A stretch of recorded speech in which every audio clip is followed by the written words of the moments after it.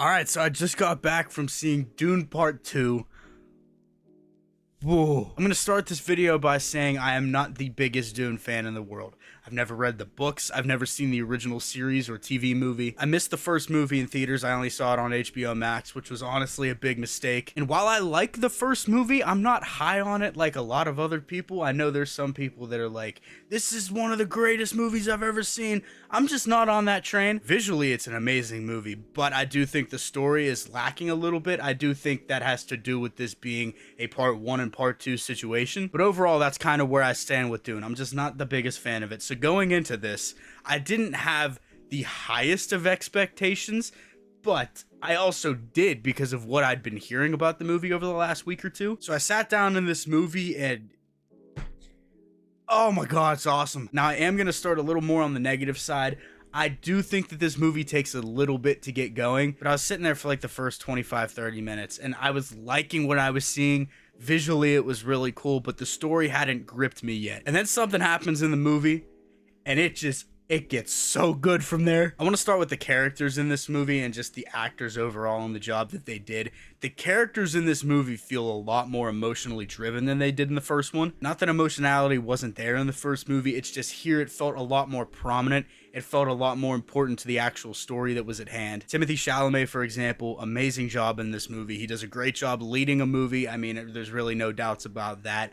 I feel like he does a great job interpreting Paul's character, taking him on the journey, making us root for him. Zendaya is also another great part of this movie. I think she does a really good job as Paul's love interest, Shawnee. She's also a very interesting character on her own, because while Paul starts off as the reluctant leader, she starts off as the reluctant follower, or somebody that is willing to believe in him as the Messiah, basically. And so I think it goes without saying that the rest of the cast is amazing, but dude, Austin Butler as Fade Rotha, absolutely terrifying. I genuinely think that he is one of the best on-screen villains that I have seen in my life. He is straight up menacing and terrifying. I fully expect him to get an Oscar nomination next year for this movie. But like I said, it goes without saying, the rest of the cast is absolutely amazing, and they do help to carry this story a lot. And the story itself, I feel like, gets better and better as the movie goes on. Because like I said, first 20-25 minutes, I was kind of having a hard time getting into the movie.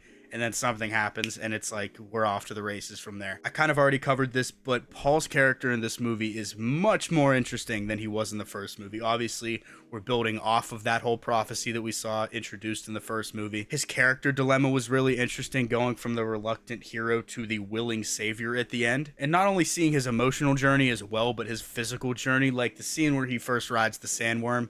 So good, and I'll come back to that. And Shawnee in this movie is the other half of Paul's character. This is very much a love story in a sense, especially in the first half of the movie. I think Timothée Chalamet and Zendaya have great chemistry. You can really tell, and even just with the behind the scenes stuff, that they're really good friends. But as well as great characters and great chemistry that these actors had in this movie, the world building and overall building of the mythology is absolutely insane in this movie. Seeing more of the Bene Gesserits and seeing how creepy they are, seeing how much influence and power they have over the galaxy, like they have a hand in the Emperor's whole deal. Like I said, not the biggest Dune fan. I really don't know much whenever it comes to the story in the book and how much they've changed and whatnot, but what they did with these characters makes me really interested to see the spin-off show that they have coming out next year. And while this movie feels super contained because it only takes place on about 3 different planets, you know, for a sci-fi movie, it feels pretty contained. The scope and overall vast of this universe is just undeniably gigantic. And what they've done with the second movie, they've just expanded it in a way that I couldn't have anticipated.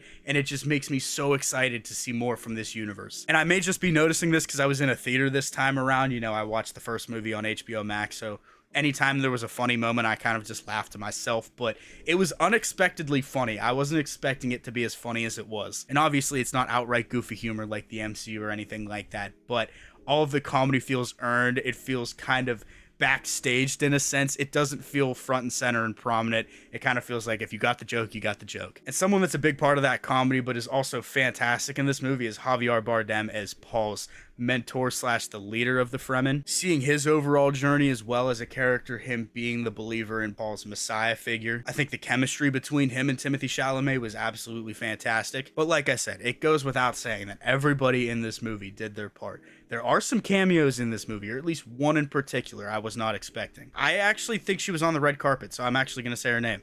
Anya Taylor-Joy is in this movie. She voices a character, and she's also in it for like 10 seconds as a flash forward to the future. So that in of itself is getting me excited for the future. You know, this overall storyline that they're introducing with this character is very interesting. Moving on to some more technical aspects of the movie, I think it goes without saying, Denis Villeneuve is a director. Fantastic. And while I don't know if it's my favorite yet, it's between this and Prisoners. He just does such a great job capturing the scope and vastness and just ever so expansiveness of this world. And Greg Fraser needs a shout out as DP as well, because he knows how to make a movie look good. I don't know if you guys have seen his other stuff, but The Batman is another example of his work. He works with Denis Villeneuve a lot. I think he did Blade Runner 2049 as well. But he knows how to capture scale. He knows how to showcase different colors and all of that just coming together to make something super beautiful. The VFX are basically perfect. I mean, there's not a single shot in this movie where I was like, that is CGI.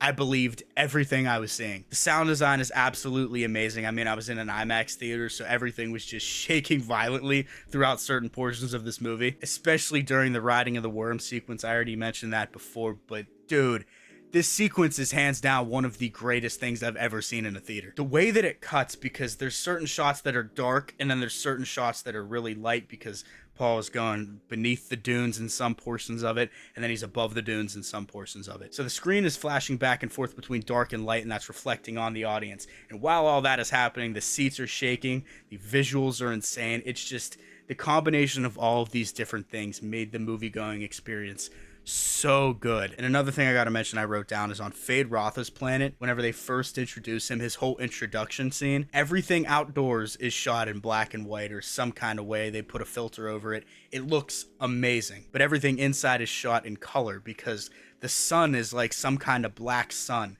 And you see that like whenever they're outside, you see like fireworks and stuff going off. It's just like black swirls. It is so cool. But I'm just emphasizing all this because the overall look and feel of this movie, it gives you an experience that you will not forget for a while. And the last act of this movie is just, it is so good. It is chef's kiss, 10 out of 10. Perfection. It's honestly one of the most exhilarating third acts I've ever seen in my life in a theater, and I saw Endgame in theaters with a packed crowd. Just the visual look and the scope of the Emperor's men taking on the sandworm. There's really no taking on. They kind of just run away. But what Denis Villeneuve and Greg Fraser and all the VFX artists were able to accomplish with that third act, so good. And while all the VFX pertaining to the fighting is really good, all of the actual physical on-screen hand-to-hand combat is so good. Like the Paul versus Fade Rotha fight at the end. Dude, I didn't think we were capable of getting this good choreography anymore. Where's this stuff in Star Wars? Where is it in Star Wars? I don't, it doesn't make any sense. It's super quick. It's super intense. The way it's shot is great. And this movie ends with a very, very interesting choice to make Paul kind of the bad guy. I don't want to spoil too much, but he's not the good guy that you see in the first movie, or at least in the first half of this movie. His view is changed by something. He goes through a very drastic change in this because of one particular reason. But seeing where his character is at the end of this movie and the setup that they give you for the third movie, I can't wait. I cannot wait. Overall, this is one of the best movie experiences I've had in a while, and it thrills me to say that because we haven't had that many memorable movie-going experiences over the last couple of years. I feel like Oppenheimer stands out. The Batman stands out for me personally, but I know there are people that didn't work for. And now this movie, in terms of just scope and overall filmmaking achievements, this movie is fucking amazing. But honestly, I'm just exhausted in the best way possible from watching this movie. But have you guys seen it? If you guys have, let me know your thoughts down in the comments below. If you're new to the channel, please consider hitting that subscribe button, like button, turning on post notifications. Whatever you guys want to do to support the channel, I would greatly appreciate it. So, hopefully you guys did enjoy, and I will see you all in the next one.